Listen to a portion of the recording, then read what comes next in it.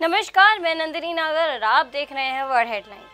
आज संसद में अखिलेश यादव ने अपनी बात की शुरुआत में ही एक ऐसी बात कह दी जो 100% केंद्र में मौजूद भारतीय जनता पार्टी पर साबित होती है। मैं ये कहना चाहता हूं, 2 लाइनों में कि मैं दुनिया को मनाने में लगा हूं। अध्यक्ष महोदय,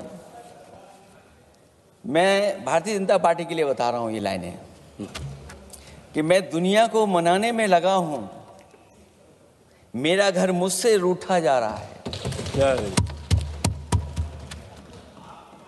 मैं दुनिया को मनाने में लगा हूं, मेरा घर मुझसे रूठा जा रहा है।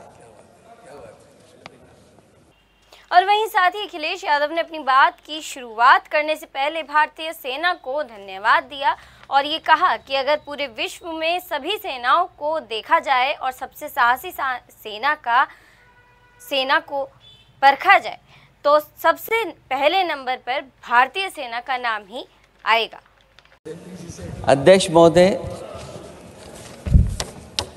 बात शुरू करने से पहले मैं सबसे पहले भारत की सेना, उसका आभार, उसका धन्यवाद देना चाहता हूं। दुनिया में साहसी फौजों में गिनती अगर होती है तो हमारी भारत की सेना सबसे आगे दिखाई देगी। उनके पराक्रम पर, उनकी वीरता पर, उनके अदम्य शौर्य पे हमें सबको गर्व है। कोई ऐसा भारतीय नहीं होगा जिसको गर्व न हो। और वहीं साथ ही ऑपरेशन सिंदूर के बीच सीज फायर को लेकर अखिलेश यादव ने पीएम मोदी पर एक बहुत बड़ा तंज कस दिया। सेना ने अपना ऑपरेशन शुरू किया तो पाकिस्तान के जितने भी टेररिस्ट कैंप थे उन पर अटैक किया गया।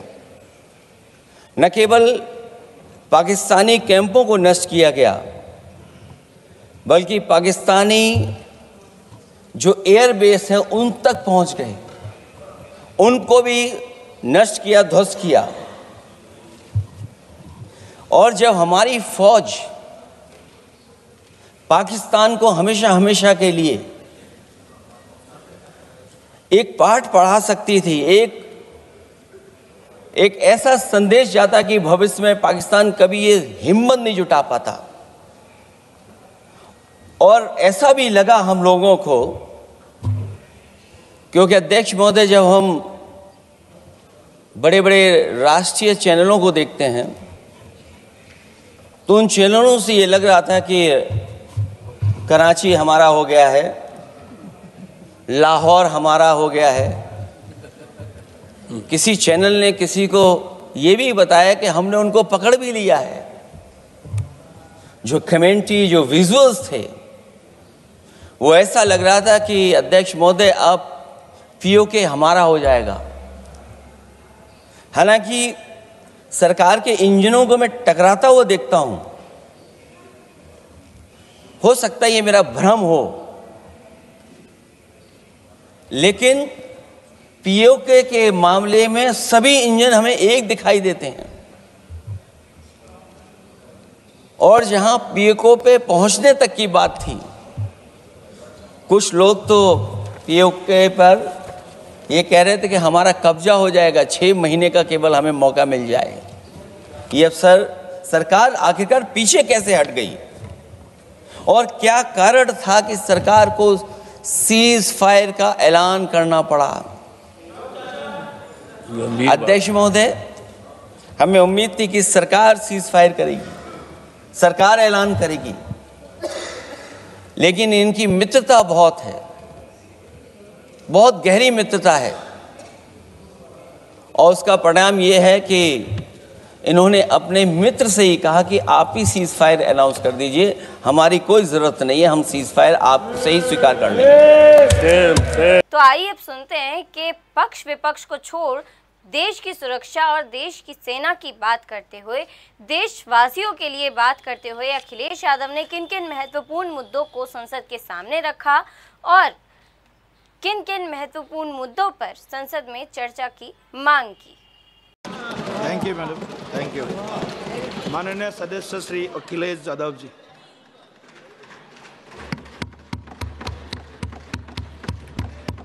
माननीय सभापति जी, अभी बोलूँगा मैं बताऊँगा, मैं उस पर ही बोलूँगा। माननीय सभापति, मैं धन्यवाद देता हूँ आपको कि आपने मुझे बहुत महत्वपूर्ण विषय पे बोलने का मुझे मौका दिया। अभी मैं तमिलनाडु के डीएमके की माननीय सदस्य कानिमोझी जी को मैं सुन रहा था और उन्होंने मैं उनको धन्यवाद देता हूं कि कई महत्वपूर्ण बातें उन्होंने रखी और अभी भी उनको अपनी अच्छी बातों के लिए बधाई मिल रही है। हमें खुशी है इस बात की कि विपक्ष में जो लोग हैं उनको बधाई मिल रही है, लेकिन सत्ता पक्ष के लोग जब बोल के जा रहे हैं तो उनके सदस्य भी उन्हें बधाई नहीं दे रहा कोई। अध्यक्ष महोदय, मैं धन्यवाद देता हूं आपका भी, और क्योंकि मैं उनकी बात सुन रहा था, उनकी बात सुनने से मुझे कुछ याद आया। मैं ये कहना चाहता हूं 2 लाइनों में कि मैं दुनिया को मनाने में लगा हूं। अध्यक्ष महोदय, मैं भारतीय जनता पार्टी के लिए बता रहा हूं ये लाइनें कि मैं दुनिया को मनाने में लगा हूं, मेरा घर मुझसे रूठा जा रहा है। मैं दुनिया को बनाने में लगा हूं, मेरा घर मुझसे रूठा जा रहा है। अध्यक्ष महोदय, बात शुरू करने से पहले मैं सबसे पहले भारत की सेना, उसका आभार, उसका धन्यवाद देना चाहता हूं। दुनिया में साहसी फौजों में गिनती अगर होती है तो हमारी भारत की सेना सबसे आगे दिखाई देगी। उनके पराक्रम पर, उनकी वीरता पर, उनके अदम्य शौर्य पर हमें सबको गर्व है। कोई ऐसा भारतीय नहीं होगा जिसको गर्व न हो। हमें अपनी फौज पर गर्व है और हमें इस बात के लिए भी गर्व है कि जब सेना ने अपना ऑपरेशन शुरू किया तो पाकिस्तान के जितने भी टेररिस्ट कैंप थे उन पर अटैक किया गया। न केवल पाकिस्तानी कैंपों को नष्ट किया गया, बल्कि पाकिस्तानी जो एयर बेस हैं उन तक पहुंच गए, उनको भी नष्ट किया, ध्वस्त किया। और जब हमारी फौज पाकिस्तान को हमेशा हमेशा के लिए एक पाठ पढ़ा सकती थी, एक ऐसा संदेश जाता कि भविष्य में पाकिस्तान कभी ये हिम्मत नहीं जुटा पाता, और ऐसा भी लगा हम लोगों को, क्योंकि अध्यक्ष महोदय, जब हम बड़े बड़े राष्ट्रीय चैनलों को देखते हैं तो उन चैनलों से ये लग रहा था कि कराची हमारा हो गया है, लाहौर हमारा हो गया है। किसी चैनल ने किसी को ये भी बताया कि हमने उनको पकड़ भी लिया है। जो कमेंट्री, जो विजुअल्स थे, वो ऐसा लग रहा था कि अध्यक्ष महोदय अब पीओके हमारा हो जाएगा। हालांकि सरकार के इंजनों को मैं टकराता हुआ देखता हूं।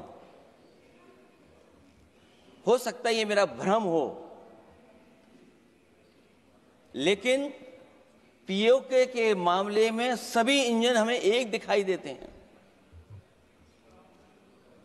और जहां पीओके पे पहुंचने तक की बात थी, कुछ लोग तो पीओके पर ये कह रहे थे कि हमारा कब्जा हो जाएगा, 6 महीने का केवल हमें मौका मिल जाए। ये अफसर सरकार आखिरकार पीछे कैसे हट गई और क्या कारण था कि सरकार को सीज फायर का ऐलान करना पड़ा? अध्यक्ष महोदय, हमें उम्मीद थी कि सरकार सीज फायर करेगी, सरकार ऐलान करेगी, लेकिन इनकी मित्रता बहुत है, बहुत गहरी मित्रता है, और उसका परिणाम यह है कि इन्होंने अपने मित्र से ही कहा कि आप ही सीज फायर अनाउंस कर दीजिए, हमारी कोई जरूरत नहीं है, हम सीज फायर आपसे ही स्वीकार कर लेंगे। आखिरकार किस दबाव में ये सरकार स्वीकार कर रही है? वैसे तो अध्यक्ष महोदय, आज जिस विषय पर बोलने के लिए मैं खड़ा हुआ हूं, दरअसल वो विषय होना ही नहीं चाहिए था। ये दुर्भाग्यपूर्ण है कि आजादी के इतने साल बाद भी ऐसे मुद्दे बने हुए हैं। ये बात अध्यक्ष महोदय पक्ष विपक्ष की नहीं है, देश की सुरक्षा की है, जनता के जीवन और रक्षा की है। हम सब मिलकर के कोई ऐसी नीति रणनीति बनाते क्यों नहीं है जिससे सीमाएं हमेशा हमेशा शांत रहें। लेकिन पहलगांव की घटना ने साबित कर दिया है कि लापरवाही देशवासियों की जान ले सकती है। और अभी जब मैं सुन रहा था और बहुत ही उत्तेजित भाषा में जब जवाब मिल रहा था, उत्तेजित भाषा इसीलिए बोल रहे हैं कि जनता सम्मोहित हो जाए, जनता स्वीकार करने लगे। लेकिन सच्चाई ये नहीं है। आप कितना भी उत्तेजित बोलें, देश की जनता समझ रही है। ये सही है कि जनता के इमोशंस का लाभ आप उठा रहे हैं शासन करने के लिए। जनता का इमोशन का लाभ उठाती है सरकार। मुझे याद है कि जिस दिन पहलगाम हमला हुआ, उस दिन वहां का हर पर्यटक पूछ रहा था, जो पर्यटक पूछ रहे थे कि खतरों के बीच मेरी रक्षा करने वाला कोई वहां क्यों नहीं था। आखिरकार ये सबके मन में सवाल यही है कि जिस समय घटना हुई, आखिरकार उन्हें बचाने वाला कोई क्यों नहीं था। और जो सरकार ये दावा करती है, 370 के बाद ये कहा सरकार ने कि भविष्य में कोई आतंकवादी घटना नहीं होगी, वहां टूरिज्म बढ़ेगा। जितने लोग वहां गए वो सरकार के भरोसे पे गए थे, वो सरकार के आश्वासन पे गए थे। और आखिरकार सिक्योरिटी लैब्स की जिम्मेदारी कौन लेगा? अध्यक्ष महोदय, सबसे बड़ा सवाल यही है कि सिक्योरिटी लैब्स का रिस्पॉन्सिबल कौन होगा, वो जिम्मेदारी कौन लेगा? और ये जो पहलगांव की घटना हमारे इंटेलिजेंस फेलियर की वजह से है। उन्हें मैदान को खुला छोड़ दिया। वो सरकार जानती होगी कि कितना समय लगा होगा फोर्सेस को आने में। आखिरकार वो जिम्मेदारी किसकी है? और फिर सरकार को यह जरूर बताना चाहिए कि सरकार क्या क्या कदम उठा रही है कि भविष्य में ऐसी घटना ना हो। क्योंकि पहलगांव से पहले पुलवामा भी हुई, और पुलवामा में भी यही बात रखी गई थी कि इंटेलिजेंस फेलियर है। उस समय भी किसकी जिम्मेदारी थी इंटेलिजेंस फेलियर की? किसी को नहीं पता।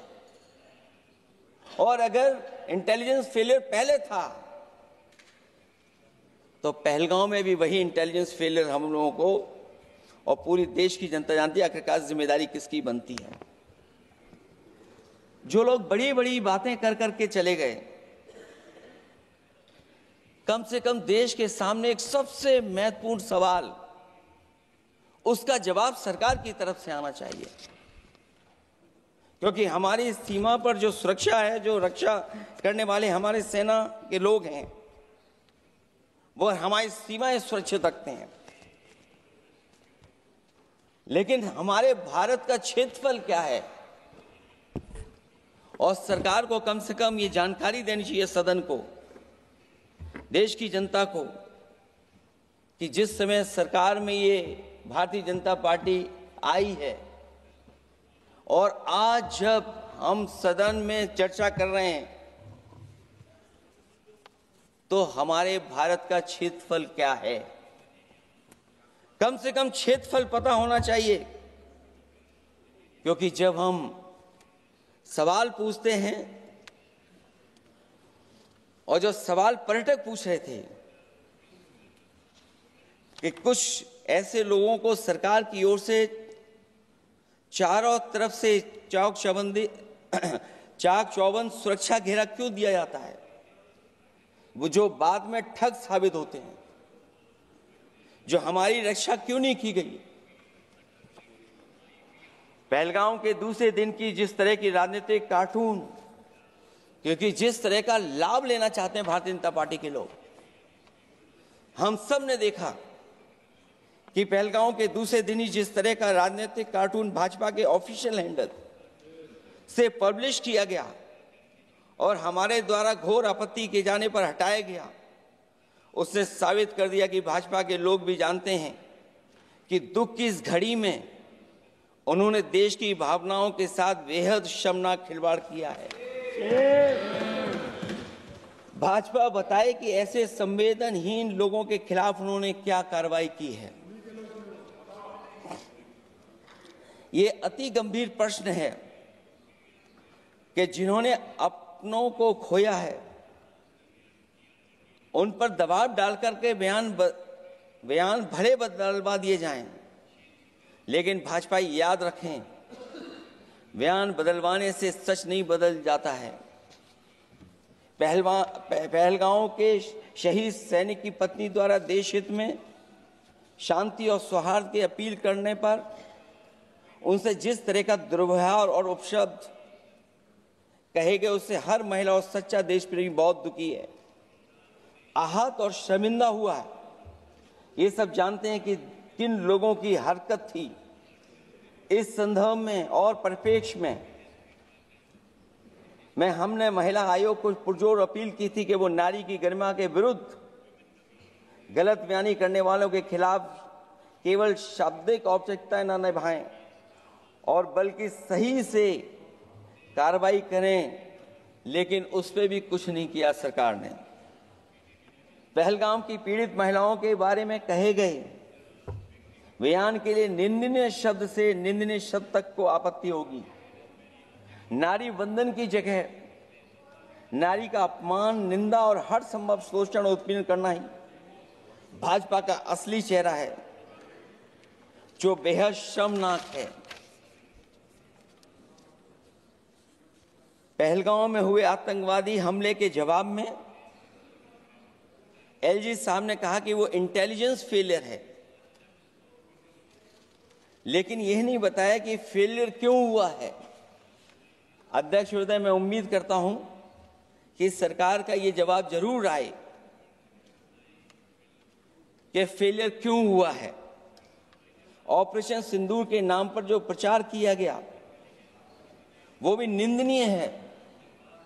सच तो यह है कि ऑपरेशन सिंदूर का होना ही सरकार की विफलता का प्रतीक है। इससे बड़ी विफलता सरकार की कोई नहीं हो सकती कि अध्यक्ष महोदय, हम और आप सब मिलकर के बैठ करके सिंदूर ऑपरेशन पर बहस करें, चर्चा करें। ऑपरेशन सिंदूर के दौरान विदेशी लोगों ने दावा किया कि उन्होंने उसे रुकवाया है। ये बात कई बार माननीय सदस्यों की तरफ से आई है कि आखिरकार किसने रुकवाया। हमसे हमारी संप्रभुता खंडित हुई है। संप्रभुता ही स्वतंत्रता की सुनिश्चित करती है। इधर आजादी के अमृत काल का ढिंढोरा पीटा जा रहा है, उधर हमारी इंटीग्रिटी को चुनौती दी जा रही है। देश की विदेश नीति पूरी तरह फेल है। ऑपरेशन सिंदूर और पहलगांव की घटना पर दुनिया के किसी भी देश ने हमारा साथ नहीं दिया। ये हमारी विदेश नीति का संकट काल है। हमारे पड़ोसी देश या तो अतिक्रमण कर रहे हैं या हमारे साथ नहीं खड़े हैं। और अध्यक्ष महोदय, जो हमारे मंत्री जी हैं, जिनका क्षेत्र बिल्कुल सीमा पर है, उनसे बेहतर कोई नहीं जानता होगा कि आखिरकार पड़ोसी देश कितना हमारी सीमाओं पर अतिक्रमण कर रहा है। गंभीर नहीं है। समाजवादियों ने हमेशा देश की सरकारों को चिताया है कि असली चुनौती और प्रतिद्वंद्विता किस देश से है, कौन पूर्वोत्तर की सीमाओं में इंक्रोचमेंट कर रहा है। सरकार को ऐसे मामलों में साहस और समझदारी से काम लेना होगा। सीमाओं से समझौता नहीं करना चाहिए। आज सरहदों के साथ देश के कारोबार को भी चुनौती मिल रही है। सरकार को आगे बढ़कर के उसका समाधान करना है, 2 कदम पीछे करने नहीं है। अध्यक्ष महोदय, जो हम लोगों को सुनने में मिलता है, ये सरकार जवाब दे कि आखिरकार जो पाकिस्तान है उसके पीछे कौन सा देश खड़ा है। आखिरकार हमें चीन से उतना ही खतरा है जितना हमारे देश में आतंकवाद से खतरा है। सरकार की जो नीतियां हैं, सरकार के जो फैसले हैं, वो कहीं ना कहीं ऐसे हैं जो हमारा सीमाओं का अतिक्रमण कर रहा है, उसी की व्यापारिक गतिविधियों में मदद करने का काम करते हैं। सरकार को अपनी आर्थिक नीतियों के लिए गंभीरता से पुनर्विचार करना होगा। हमारा व्यापार कारोबार मजबूत होगा तो कोई हमें चुनौती नहीं दे पाएगा। बात केवल $1 ट्रिलियन की नहीं, बल्कि देश की सुरक्षा और आत्मनिर्भरता की होनी चाहिए। एक तरफ स्वदेशी की नीति को इस प्रकार सरकार ने ताक पर फ्री ट्रेड की बात की है, तो दूसरी तरफ मैन्युफैक्चरिंग की जगह देश को ट्रेडर कंट्री बनाकर छोड़ दिया है। यही देश के बेरोजगारी की वजह भी है। ट्रेडर्स की मुनाफाखोरी और चंदा वसूली की वजह से महंगाई बढ़ रही है। आर्थिक मामलों में ये सरकार पूरी तरह फेल हो चुकी है। भ्रष्टाचार के कारण हर जगह सड़कें और पुल ध्वस्त हो रहे हैं, टंकियां गिर रही हैं और करप्शन जगह जगह लीक होकर के टपक रहा है। मैं ये जरूर कहना चाहूंगा इस समय पर कि कुल मिलाकर सरकार को अपनी राजनीतिक, आर्थिक और सामाजिक नीतियों के लिए एफआईआर जरूर करना चाहिए। सरकार को अपनी राजनीतिक, आर्थिक और सामाजिक नीतियों के लिए एफआईआर लाने की जरूरत है। वो हर बार ये कहकर नहीं बच सकती कि चूक हुई है, क्योंकि हर बार सरकार ये कोशिश करती है कि इन घटनाओं से बच जाएं हम, केवल चूक कहकर करके। केवल हमारी सीमाएं जो पाकिस्तान से जुड़ी हैं, वहां तो आतंकवाद का हमेशा खतरा ही रहता है, लेकिन जो दूसरी सीमाएं हमारे देश की जुड़ी हुई हैं, उनसे भी हमारे देश को लगातार खतरा बढ़ता चला जा रहा है। आज अपनी सीमा की स्थिति गलवान से पहले की स्थिति तक भी नहीं लौटी है। जो पहले स्थिति थी वहां ये सरकार नहीं पहुंच पाई है। वास्तविक में नियंत्रण रेखा के कई क्षेत्रों में महत्वपूर्ण बफर जोन जब भारतीय गश्ती के लिए उपलब्ध नहीं है, तो पूर्वी लद्दाख में अतिरिक्त भारतीय तैनाती जारी है, जिससे सेना को सैनिकों की भारी कमी का सामना करना पड़ रहा है। हमें उम्मीद है कि जब इतने महत्वपूर्ण समय पर बहस हो रही है, तो सरकार अपनी अग्निवीर वाली योजना को वापस लेने का काम करेगी, जिससे कम से कम सेना की कमी, हमें सेना को पूरी की पूरी सेना मिल सके। जनवरी में अपनी वार्षिक प्रेस वार्ता में जब सेना प्रमुख ने से ये पूछा गया, तो उन्होंने जवाब डालते हुए कहा कि गश्ती से जुड़े फैसले अब स्थानीय कमांडरों पर छोड़ दिए गए हैं। जैसे भारत की सीमाओं की पवित्रता अब राजनीतिक नेतृत्व का नहीं बल्कि स्थानीय सेवा अधिकारियों का मामला रह गया है। इस पे भी सरकार को बहुत गंभीरता से सोचना पड़ेगा कि जहां लगातार हमारी सीमाओं का एनक्रोचमेंट हो रहा है। चीन ने भारतीय वाहन निर्माताओं के लिए आवश्यक दुर्लभ खनिजों की आपूर्ति रोक दी है। सुना है कि बुलेट ट्रेन प्रोजेक्ट के लिए सुरंग खोदने वाली मशीनें, डीएपी जैसे उर्वरक और यहां तक कि कई बड़ी कंपनियों की रणनीति के तहत उनकी सप्लाई रोकने का काम किया है। जहां हम एक तरफ आत्मनिर्भर का नारा दे रहे हैं, वहीं हम किस पर निर्भर होते चले जा रहे हैं, ये भी विचार करने का सवाल है। सुनने में आ रहा है कि कुछ महीनों के बाद सरकार बीजिंग में मंत्री अधिकारी सब मिलकर के कोई बहुत बड़ी मीटिंग होने जा रही है। कहीं ऐसा तो नहीं है जो कूटनीतिक भागदौड़ चल रही है, कहीं कोई हमारी कमजोरी तो नहीं उजागर कर रही है। इसलिए जहां हमें पाकिस्तान से खतरा है, उसकी सीमाओं से हमारा आतंकवाद आ रहा है, वहीं जो उसके पीछे खड़ा हुआ देश चीन, उससे भी हमें सावधान रहना पड़ेगा।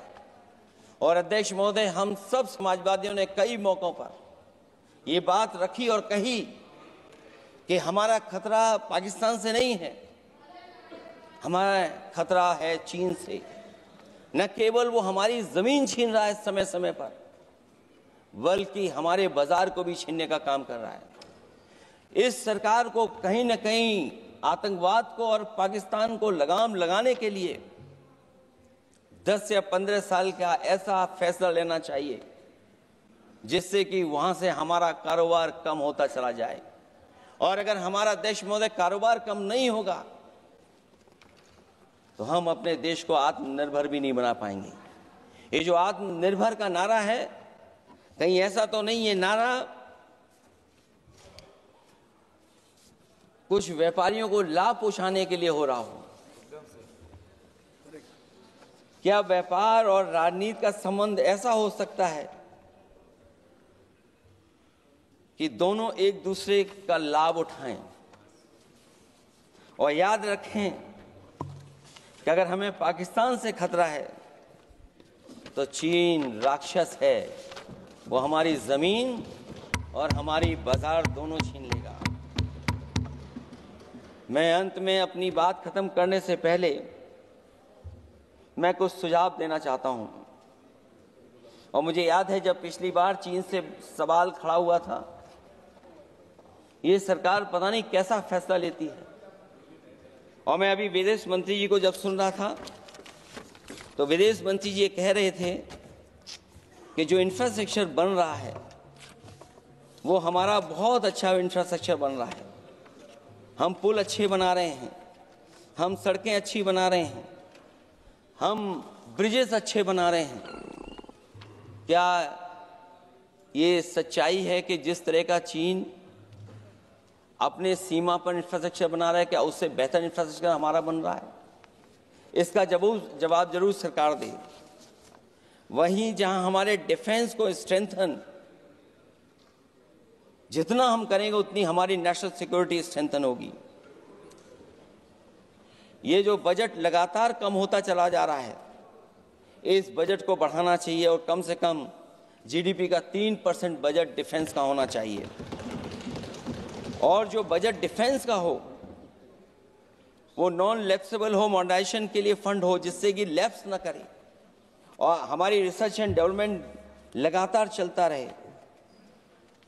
जो हमें कई बार आश्वासन मिलता है कि टेक्नोलॉजी ट्रांसफर भी हो जाएगा, आखिरकार टेक्नोलॉजी ट्रांसफर के लिए हमें वर्षों क्यों इंतजार करना पड़ता है? आखिरकार इसका जिम्मेदारी कौन लेगा?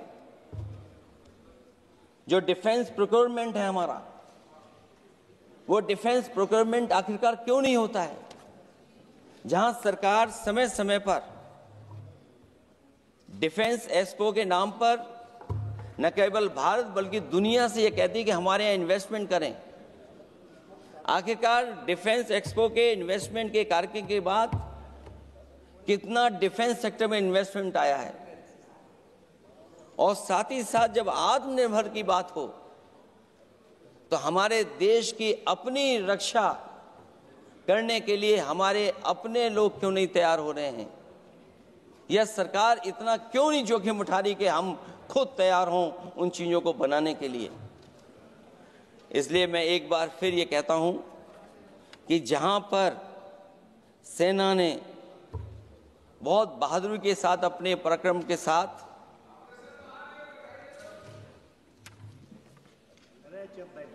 पराक्रम, वीरता और अदम्य शौर्य की जो उन्होंने परिचय दिया, उसके लिए फौज को मैं बधाई देता हूं। लेकिन अभी जब मैं सुन रहा था, ये जो अभी आतंकवादी मारे गए हैं, आतंकवादी मारे जाते हैं, हम सब पक्ष में हैं, लेकिन हर जगह राजनीतिक लाभ आखिरकार कौन उठा रहा है? क्योंकि मैं अपनी बात खत्म कर रहा था, अध्यक्ष महोदय ये पूछ रहे हैं कि आज महादेव ऑपरेशन पे मैं धन्यवाद क्यों नहीं दे रहा हूं। अध्यक्ष महोदय, जिस समय समर्थन की बात आई, पूरे देश के जितने भी राजनीतिक दल हैं वो आपके साथ थे। आखिरकार इनकाउंटर कल ही क्यों हुआ?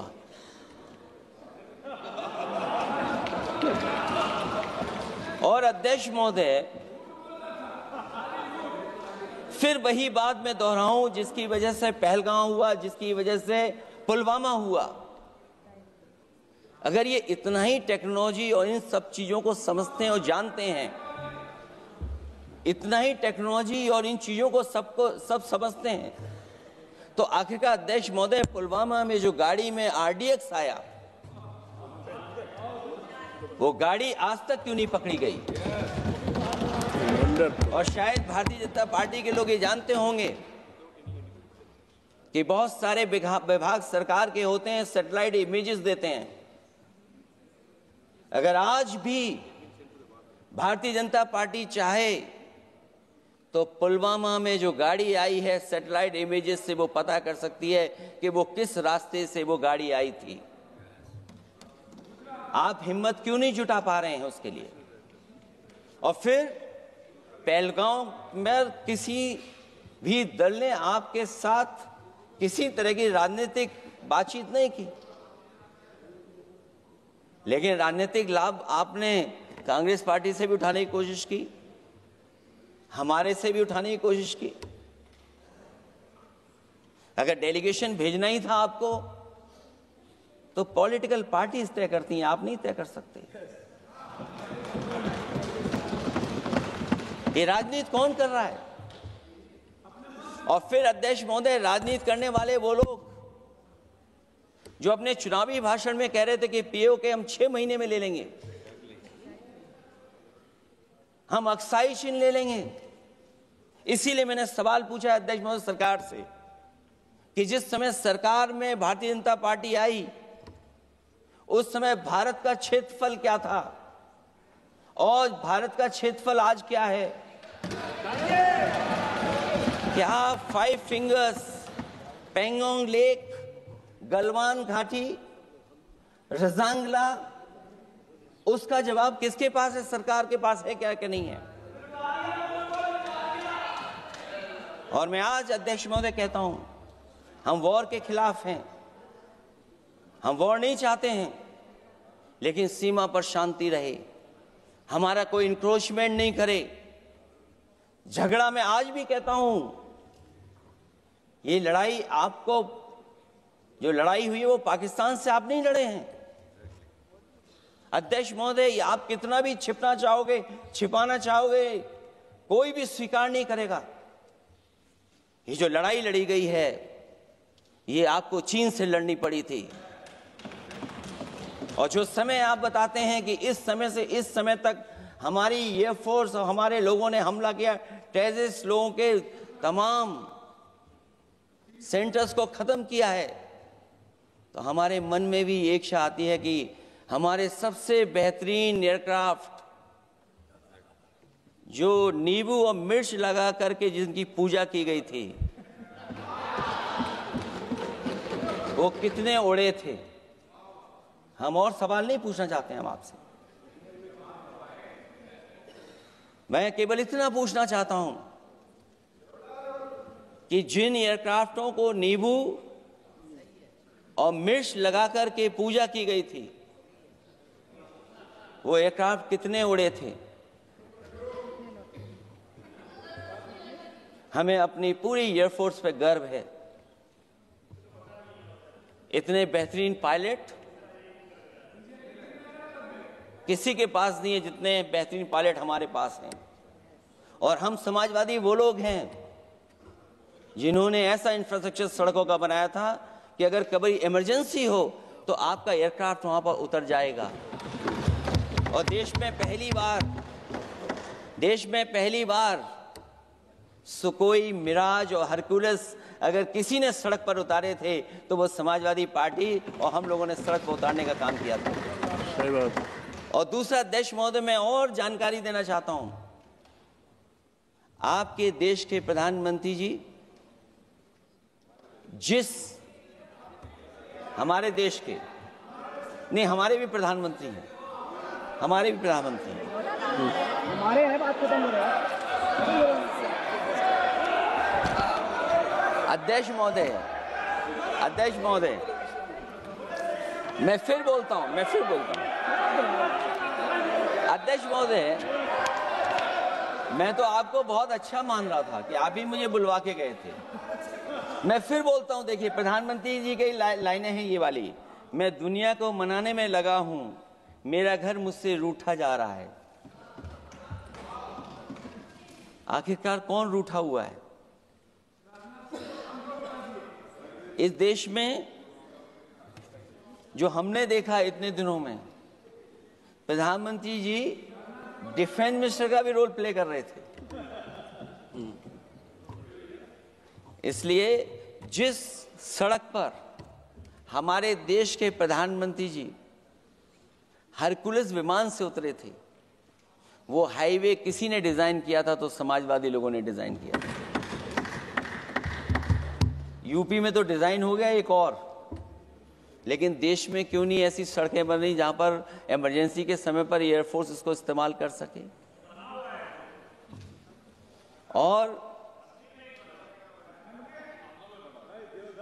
और बनाइए, मैं तो कहूंगा कि और बनाइए, मैं तो कह रहा हूं।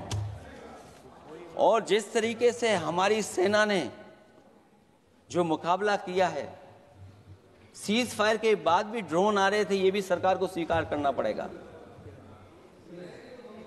आखिरकार सवाल ये है हमारा कि सीज फायर किसके दबाव में किया है और सीज फायर क्यों किया जब हमारी फौज पीओके को भी ले लेती और पाकिस्तान के भी।